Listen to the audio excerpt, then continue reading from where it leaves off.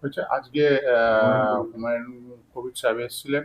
আপনার প্রথমে বাড়িতে সাবির এসেছিলেন? সিদ্দিকী এবং ইব্রাহিম সিদ্দিকীর সঙ্গে দেখা করলেন, তারপর আপনার বাড়িতে এসেছিলেন। আপনাকে এবং আপনার ভাইয়ের সাথে কথা বলার চেষ্টা করলেন, কিন্তু কার্যত এখান থেকে আপনার সঙ্গে দেখা না হয়েই দেখলাম উনি বেরিয়ে গেলেন। হ্যাঁ, আমি খবর পেলাম যে এসেছিলেন। যখন উনি এসেছিলেন সেই সময় আমাদের প্রেয়ারের মানে জুম্মার নামাজের সময় হয়ে গিয়েছিল, ওরা দেখা হয়নি। তো ফুরফুরা শিল্পী যে কেউ আসতে পারে। ইতিপূর্বে বিভিন্ন রাজনৈতিক দলের নেতারা এসেছিলেন, একটু জানিয়ে রাখি সবার জ্ঞাতার্থে। বাপি লাহিড়ী মহাশয় এখানে বিজেপির শ্রীরামপুর লোকসভায় বিজেপির পক্ষ থেকে তিনি ক্যান্ডিডেট হয়েছিলেন, তিনিও ফুরফুরা শিল্পে এসে ঘুরে গিয়েছিলেন।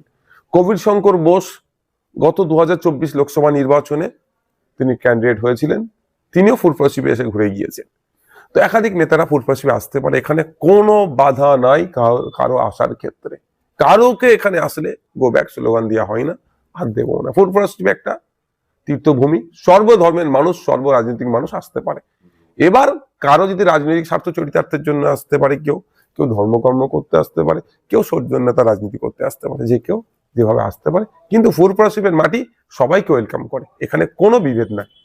বলছিলাম দাদা, আলিমুদ্দিন স্ট্রিটে এক পুস্তকামি গিয়েছিলেন এবং কথাবার্তা হয়েছে এবং হুমায়ুন কবিরও বলছেন যে আপনাদের সঙ্গে জোট করে লড়াই করে, সেখানে আইএসএফ এর হয়ে আপনি হুমায়ুন কবির সাহেবের রাজনৈতিক দলের সাথে আইএসএফ এর জোট হবে কি হবে না ইতিপূর্বে আমরা একাধিকবার বলে দিয়েছি, আমাদের অবস্থান আমরা ক্লিয়ার করেছি, কি কি শর্ত ছিল সেইগুলো আমরা বলেছি, দ্বিতীয়বার সুতরাং বলার প্রয়োজন নেই।